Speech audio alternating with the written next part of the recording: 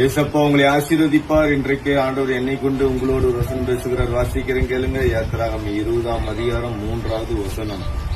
என்னை அன்றி உனக்கு வேற தேவர்கள் உண்டாயிருக்க வேண்டாம். அப்படின்னா ஆண்டவர் நீ வேற தேவர்கள் கும்பிடாத, அதாவது வேற விக்கிரங்கள்லாம் கும்பிடாத, நானே உனக்கு ஜீவனை கொடுத்துக்கிறேன், நானே வழியும் சத்தியமா இருக்கிற ஜீவனா இருக்கிறேன், சரியா? உன் துக்கத்தை சந்தோஷமாக நான் மாத்திர, நீ வேற விக்கிரங்கள் போய் கும்பிடாத மகனே மகளேன்னு சொல்றாரு.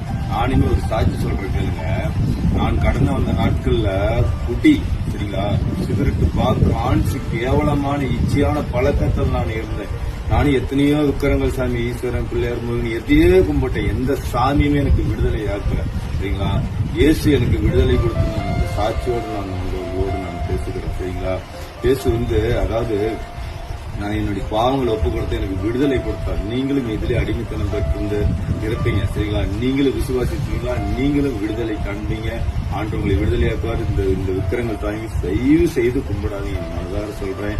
உங்கள் துக்கத்தை சந்தோஷமா ஆண்டவர் தேடி வாங்க. ஆண்டு உங்களை விடுதலையாக்குவார். கர்த்தருக்கு ஸ்தோத்திரம். God bless you.